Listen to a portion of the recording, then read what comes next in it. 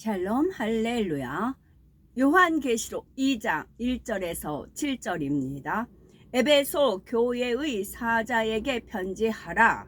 오른손에 있는 7뼈를 붙잡고 7금 촛대 사이를 거니시는 이가 이르시되, 내가 네 행위와 수고와 네 인내를 알고 또 악한 자들을 용납하지 아니한 것과 자칭 사도라 하되 아닌 자들을 시험하여 그의 거짓된 것을 네가 드러낸 것과 또 네가 참고 내 이름을 위하여 견디고 게으르지 아니한 것을 아노라.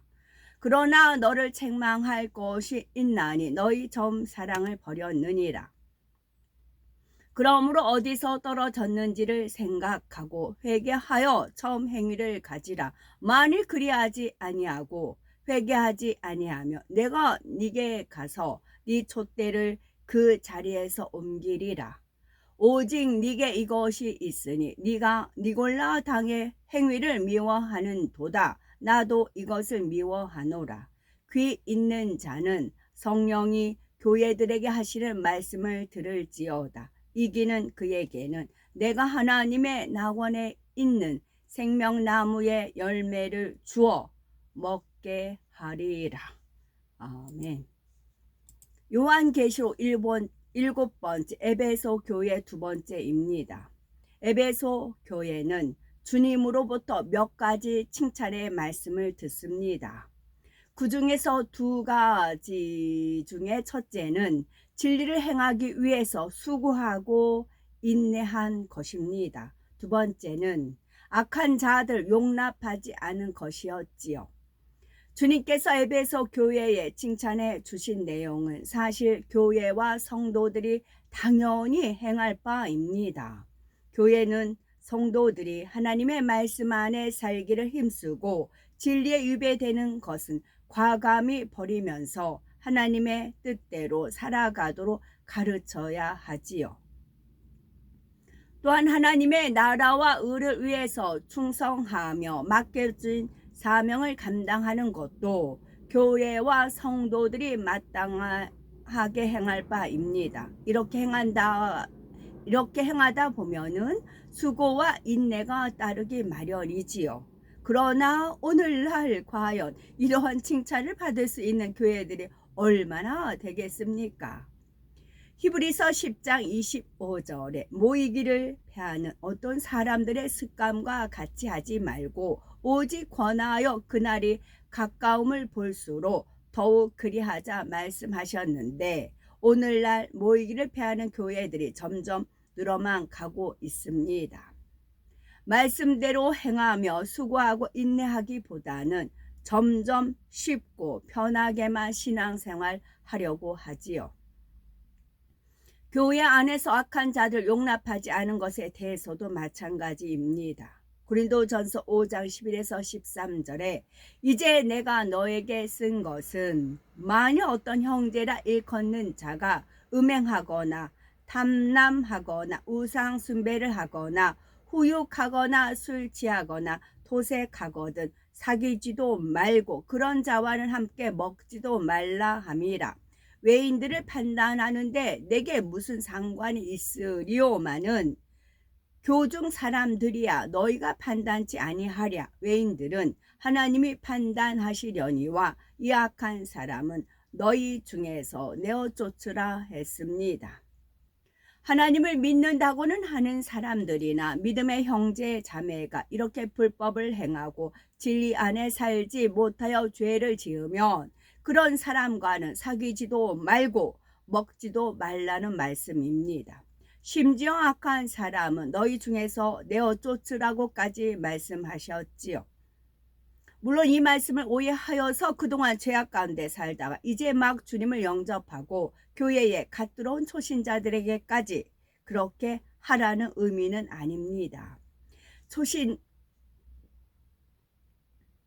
초신자의 단계를 지나서 믿음이 있다고 인정을 받는 사람, 즉 집사나 장로 등의 직분을 가지고 있고 소위 믿음이 있다고 하는 사람들이 그러한 죄를 범하거든 그런 사람과는 사귀지도 말고 함께 먹지도 말며 그를 교회에서 내어 쫓으라는 것이지요. 그러면은 70번씩 7번이라도 용서하라고 말씀하신 주님께서 왜 이러한 사람들을 용서하지 말고 내어 쫓으라고 명하신 것일까요? 설령 죄를 지었을지라도 회개하고 돌이키면 하나님께서는 긍휼히 여기시고 용서해 주십니다. 그런데 죄를 지적받고도 여전히 회개하지 아니하고 돌이키지 않는 사람들은 마음이 완악함으로 사단의 역사를 받아 점점 더 많은 악을 행하게 되고 결국 교회에도 큰 해를 입히게 됩니다. 교회란 하나님의 뜻을 따라 많은 영혼들을 구원하며 하나님의 나라를 확장해 나가야 하는 곳인데 오히려 이런 사람들로 인해서 하나님의 일들이 회방받게 되는 것입니다. 만일 이런 사람들을 그냥 둔다면 누룩이 번지듯이 교회 안에 점점 더 악의 씨를 뿌려 나갈 것이기 때문에 주님께서는 내어 쫓으라고 명하신 것이지요. 그렇다고 한두 번 권면해 보다가 안 들으면 바로 내어 쫓으라는 뜻은 아닙니다. 마태복음 18장 15절에 네 형제가 죄를 범하거든 가서 너와 그 사람과만 상대하여 권고하라 하셨지요. 즉 믿음의 형제에게 어떤 잘못이 있으면 그것을 다른 사람에게 전하지 말고 사랑하는 마음으로 먼저 그에게 가서 권면해 주라는 것입니다. 내가 권면했을 때 그 형제가 회개하고 돌이키면 사망의 길로 가지 않게 되니 그 형제를 구한 것이 되지요. 그리고 이렇게 해서 듣지 않을 때 16절에는 만일 듣지 않거든 한두 사람을 데리고 가서 두세 증인의 입으로 말마다 증참케 하라 말씀하고 있습니다. 자신보다 질서상 더 높은 위치에 있는 한두 사람에게만 알려서 그들을 통해서 권면하도록 해야 하지요. 그러나 이렇게 해도 듣지 않는다면 그때는 교회 즉 주의 종에게 알려야 하는데 이때도 필요하다면 질서를 쫓아 점차 더 윗분에게로 알려야 합니다. 그래서 하나님의 말씀으로 권면하고 때로는 책망해서라도 돌이키도록 해야 하지요. 그래도 듣지 않으면 그때는 이방인과 세리와 같이 여기라 하셨습니다. 그런 사람을 더 이상 방치해 두었을 때는 더 많은 사람들이 죄 가운데로 물들어 가게 하므로 결국 교회를 점점 더 어렵게 만들기 때문이지요. 하나님께서 악을 행하는 사람을 교회에서 용납하지 말라고 말씀하신 것은 사랑이 없어서가 아니라 더 많은 영혼들을 위하며 주님께서 핏값으로 사신 주님의 몸된 교회를 거룩하게 하기 위한 것임을 알아야 하겠습니다. 이러한 하나님의 뜻에 따라 교회 안에서는 결코 악을 용납하지 않으므로 하나님으로부터 칭찬받을 수 있는 교회들이 될 수 있기를 바랍니다. 주님께서는 에베소 교회를 향하여 셋째로 자칭 사도라 하되 아닌 자들을 시험하여 그 거짓된 것을 드러낸 것을 칭찬하셨습니다. 여기서 사도란 예수님의 12 제자나 바울과 같은 사도를 말하는 것이 아니라 교회 안에서 믿음이 있어 직분을 받은 사람들을 의미합니다.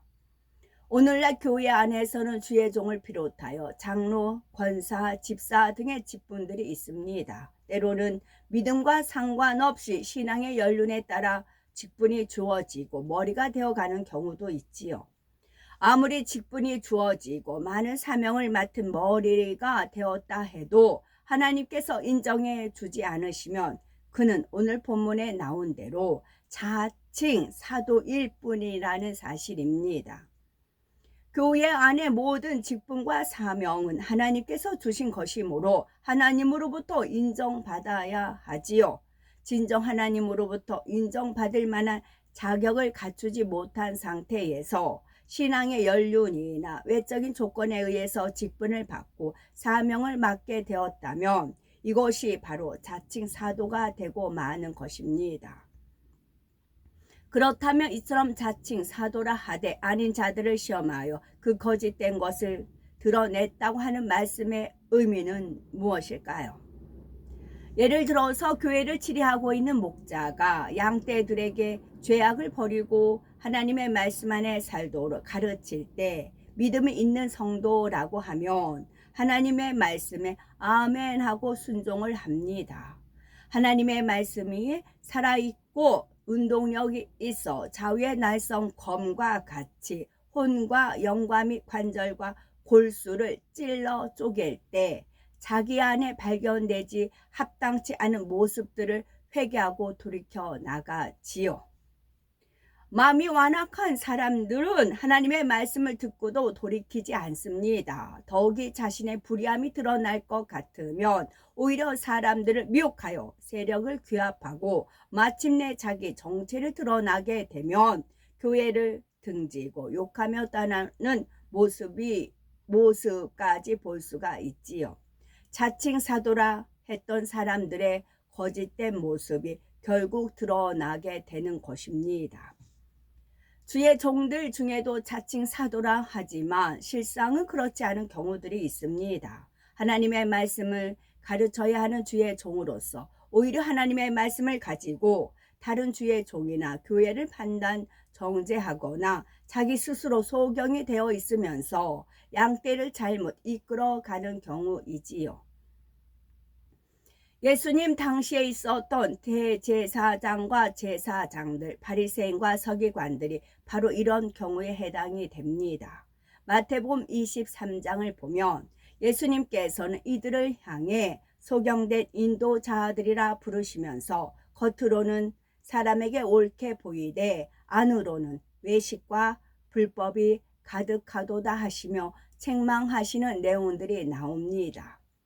이처럼 자칭 사도라는 사람들은 겉으로는 거룩한 하나님의 사람인 척 행사를 하지만 막상 하나님께서 시험을 주시면 이내 그 거짓된 것들이 드러나게 됩니다.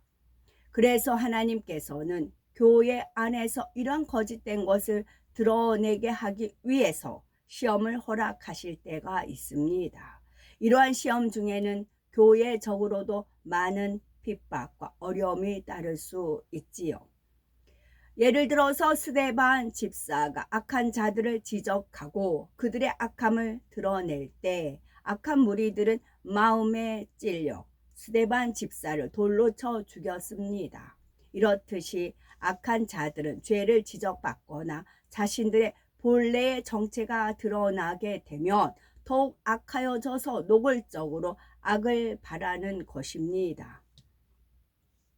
만약 교회 안에서 자칭 사도라 하는 거짓된 사람들을 드러내려고 시험하다 보면 믿음이 연약하여 굳세지 못한 사람들 중에서도 함께 떨어져 나가는 경우가 간혹 생깁니다.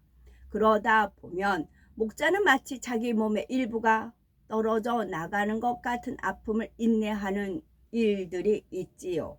이러한 아픔을 감수하면서도 거짓된 것을 드러내려고 한다는 것은 주님을 사랑하지 않으면 행할 수가 없는 일입니다.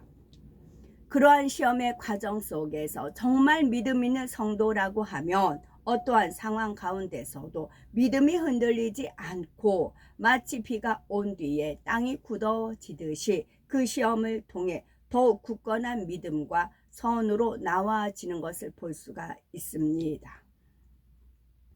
시험을 통과하고 난 후에는 하나님께서 공의 가운데 더 큰 축복을 내려주실 수가 있습니다. 그렇기 때문에 아버지 하나님께서도 거짓된 자들을 드러내기 위한 시험을 허락하실 경우 사랑하는 자녀들에게도 함께 고통이 따를 것을 아시면서도 시험을 허락하신다는 사실입니다. 이러한 시험이 허락되었을 때는 겉으로 봐서는 마음 아플 일이 많이 있지만 결국은 이를 통해 하나님의 나라와 의를 더욱 견고히 할 수 있는 것이므로 오직 아버지 하나님 앞에 감사해야 하는 것입니다. 넷째로 주님께서는 에베소 교회에 대해 참고 주님의 이름을 위하여 견디고 게으르지 아니한 것을 칭찬하셨습니다. 하나님의 말씀을 들을 때 내 자신의 모습에서 죄에 해당하는 것이 있으면 회개하고 돌이키고자 노력하며 하나님의 말씀대로 살고자 힘써야 합니다. 간혹 하나님의 말씀 중에 죄를 지적받으면 반발하거나 시험거리를 만드는 사람이 있지요. 목자는 이러한 사람들도 사망의 길로 가지 않도록 눈물 뿌려 기도하며 참고 견디면서 생명의 말씀으로 변함없이 가르쳐야 합니다. 모세 선지자가 하나님께로부터 십계명을 받기 위해 홀로 산에 올라 40일 금식 기도를 하는 사이에 백성들은 도리어 우상을 만들어 섬기는 크나큰 죄악을 범하였지요. 이에 하나님께서 진노하셔서 범죄한 이스라엘 백성들을 모두 멸해 버리시겠다고 말씀하시자 모세는 하나님 앞에 눈물 뿌리며 백성들의 죄를 용서해 달라고 간절히 기도를 합니다. 사도 바울도 복음 전파를 위해 매도 맞고 감옥에도 갇혀야 했으며 갖가지 고난들을 받아야 했지만 예수 그리스도로 인해서 감사하면서 참고 견디며 승리했던 것을 볼 수가 있습니다. 에베소 교회의 목자도 이처럼 참고 주님을 위하여 견디며 게으르지 아니하였으므로 칭찬을 받은 것입니다. 목자가 게으르면 기도할 수 없고 기도하지 않으니 원수마귀 사단과의 영적인 싸움에서 양떼를 지킬 수도 없으며 잃어버린 양떼를 찾아올 수도 없는 것이지요. 게으르지 않고 부지런해야 양떼를 위해 기도해 줄 수가 있는 것이며 열심히 양떼를 돌아보며 맡겨진 사명도 충성되이 감당할 수가 있습니다. 오늘날에도 칭찬받는 교회와 목자가 되려면 바로 이러한 모습이 되어야 하지요. 죄로 관영한 이 마지막 때에 정령 양떼들을 천국으로 인도하기 위해서는 수많은 인내와 오래 참음이 필요합니다. 진리를 가르치고 또 가르치며 믿을 수 있는 증거들을 수없이 보여주어도 여전히 세상과 짝하며 어둠 가운데 거하는 영혼들을 볼 때 목자의 심정은 피가 마르는 것과 같지요. 용서해 주고 또 용서해 주어도 다시금 죄를 짓고 나오는 영혼들을 볼 때 목자는 참고 또 참으며 그 영혼을 위해 말할 수 없는 애통의 눈물을 흘리며 기도해야 하는 것입니다. 한시도 영혼들에게서 마음을 놓을 수가 없고 자기 자신에 관한 것은 다 포기하면서도 영혼들을 위해서는 게으르지 않고 부지런히 관심과 사랑으로 늘 살펴야 하는 것입니다. 또한 오늘날은 믿는다 하는 사람들조차도 갈수록 점점 진리의 복음을 왜곡하고 세상과 타협해 가는 세대이기에 주님의 이름을 위해서 견뎌야 하는 일들도 너무나 많은 것을 보게 됩니다. 오직 성경 말씀대로 가르치고 하나님의 말씀이 참임을 증거하는데도 오히려 그런 교회와 주의 종들은 잘못되었다 이단이다 하며 정죄하지요. 사도 바울이 하나님을 믿는다고 하는 유대인들로부터 나사렛 이단의 개수라는 말을 들었듯이 말입니다. 하나님을 믿고 주님을 믿는다고 하면 당연히 주의 복음이 널리 전파되는 것을 함께 기뻐해 주고 힘이 되어 주어야 할 텐데 그와는 정반대로 방해하고 핍박하고 정죄하며 심히도 악을 행하는 사람들이 있으니 이 얼마나 마음 아프고 안타까운 일입니까? 그러나 우리는 주님을 믿기 때문에 어떠한 시험이나 핍박이 온다 해도 기쁨과 감사함으로 견디고 이겨내야 하며 게으르지 말고 부지런히 기도하며 맡겨진 사명을 감당해야 합니다. 이것이 곧 주를 믿는 참된 믿음이지요.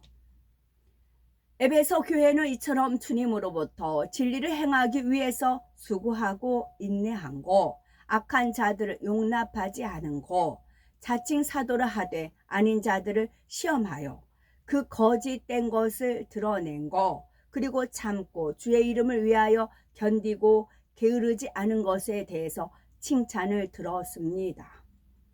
에베소 교회가 이와 같이 칭찬받는 모습이 계속 되었으면 좋았겠지만 그렇지 않았던 것을 볼 수가 있지요. 4절에서 5절에 보니 그러나 너를 책망할 것이 있나니 너희 처음 사랑을 버렸느니라. 그러므로 어디서 떨어진 것을 생각하고 회개하여 처음 행위를 가지라. 만일 그리하지 아니하고 회개치 아니하며 내가 네게 임하여 네 촛대를 그 자리에서 옮기리라 하신 주님의 책망이 나오고 있습니다. 비록 칭찬을 들었던 에베소 교회였다 해도 처음 사랑을 버리고 처음 행위를 잃어버리니 만일 회개하지 않으면 네 촛대를 옮기겠다라고 하는 이처럼 두려운 말씀까지 듣게 되는 것을 봅니다. 그러므로 우리도 처음 사랑을 버리고 처음 행위를 잃어버리는 일이 결코 없어야 할 텐데 그렇다면 에베소 교회가 처음 사랑을 버렸다면 책망을 받은 이유는 그렇다면 에베소 교회가 처음 사랑을 버렸다고 책망을 받은 이유는 무엇일까요? 우리가 처음 사랑, 처음에 아버지 하나님을 만났고 은혜 받았던 그 처음 부분이 있을 겁니다. 그 지점을 항상 돌아가야 됩니다. 항상 그 자리에서 다시 시작, 그 자리에서 다시 시작. 그러면 은혜를 잃어버리지 않아요. 항상 아버지 하나님 아버지는 겸손한 자에게 은혜 주고 교만한 자는 물리시는 거잖아요. 사울 이제 대표적인 사울은 교만했잖아요. 사울은 자기가 왕 됐을 때 뭐 보따리 그 뒤에 숨었던 그런 겸손한 사람이었잖아요. 그 시점으로 돌아갔어야 돼요. 다윗은 본인이 양친의 목동이었던 그런 자로 들어갔기 때문에 회개하고 늘 은혜 자리에 있었잖아요. 우리 또한 마찬가지예요. 내가 오늘도 은혜를 입고 내일 가서도 은혜 입고 은혜를 입을 수 있는 것은 처음 사랑을 버리지 않고 그 자리를 가는 거예요. 항상 기도할 때 그 자리를 가는 겁니다. 그리고 거기서 다시 시작을 하는 겁니다. 마음을 낮은 데 두었을 때 아버지 하나님의 은혜가 임하는 것입니다. 요한복음 14장 21 그것을 망각했을 때 잊어버렸을 때 내가 된 줄 알고 내가 선 줄 알고 그렇게 되는 거지요. 요한복음 14장 21절에 나의 계명을 가지고 지키는 자라야 나를 사랑하는 자니 나를 사랑하는 자는 내 아버지께 사랑을 받을 것이요 나도 그를 사랑하여 그에게 나를 나타내리라 했고 요한일서 5장 3절에는 하나님을 사랑하는 것은 이것이니 우리가 그의 계명들을 지키는 것이라 그의 계명들은 무거운 것이 아니로다 했습니다. 에베소 교회의 목자와 성도들이 처음에는 하나님을 사랑하여 죄악을 싸워 버리면서 진리 안에 살아가고자 힘썼지요. 열심히 모이기를 힘썼고 늘 기도했으며 진리의 말씀 듣기를 사모하며 전도하기에 힘을 썼습니다. 주의 이름을 위해서 열심히 수고하고 인내하며 기쁨과 감사함으로 승리해 나갔지요. 시간이 흐르면서 점점 이러한 진리에서 멀어지고 맙니다.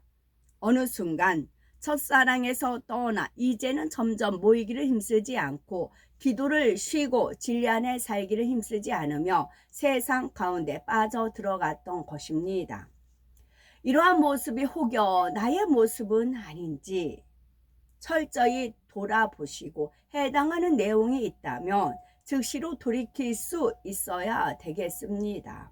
발견하고 깨달았을 때 돌이켜야지 그렇지 않고 계속 놔두게 되면 나중에는 알아도 돌이킬 힘이 오지를 않습니다. 대부분이 하나님을 처음 만나고 성령을 받게 되면 성령의 충만함으로써 기쁨이 넘칩니다. 그래서 누가 시키지 않아도 열심히 각종 예배와 모임에 참석하고 기도하기를 힘쓰게 되지요. 또한 천국과 지옥이 있다는 것이 믿어지니 열심히 내 형제와 일가 친척, 이웃들에게도 복음을 전하는 것을 보게 됩니다. 믿음의 형제들과 함께하는 시간이 행복하고 교회에 나오는 것이 행복하며 주일이 기다려지고 말씀이 사모가 되지요. 그런데 어느 순간 그러한 처음 사랑의 충만함이 식어져 버립니다. 그 가장 큰 원인이 기도를 쉬었기 때문이고 기도를 쉬니 성령의 충만함이 떨어졌기 때문이지요. 이렇게 성령의 충만함이 떨어져서 처음 사랑이 식어져 버리게 되면 다시금 세상이 눈에 들어오기 시작을 합니다. 예배를 드려도 신령과 진정으로 드리지 못하고 의무감 속에서 형식적으로 드리게 되며 예배 시간은 물론이고 기도를 하려고 해도 이내 졸음에 빠져들게 되지요. 죄를 싸워 버릴 힘도 오지 않으니 다시금 세상과 타협하며 죄로 빠져갑니다. 그렇다면은 주님을 뜨겁게 사랑했던 첫사랑을 회복하고 처음 행위를 찾기 위해서는 어떻게 해야 될까요? 아버지 하나님의 뜻은 하나님의 자녀들이 시간이 흐를수록 더 열심 내는 것이며 세상의 죄를 벗어버리고 진리 안에 살아서 점점 믿음의 분량이 장성해지고 더욱 거룩해지는 것입니다.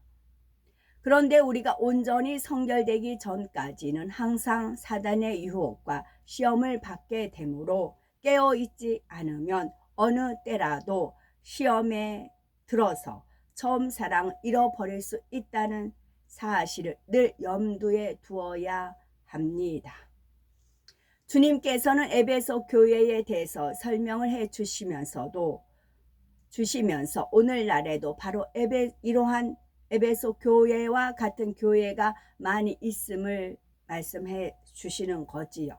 그 교회가 처음에는 에베소 교회가 칭찬을 받았던 것처럼 진리 안에 살기 위해 힘쓰고 애를 썼으며 주의 이름으로 인해서 애매히 고난받으면서도 많은 것을 참고 인내하며 모든 것을 참고 인내하며 나갔습니다. 처음 사랑의 뜨거움이 있었기 때문에 핍박 속에서도 오히려 더 뭉쳤고 기도하기를 힘썼으며 어찌하든 하나님의 뜻을 이루기 위해 노력을 하였습니다. 또한 비록 깊은 단계까지는 들어가지 못했지만 그래도 영의 세계를 뚫고자 노력했고 하나님의 진리의 말씀을 선포했습니다. 게으르지 않고 부지런하여서 모두가 하나 되어 하나님의 나라를 확장하기 위해서 힘썼습니다.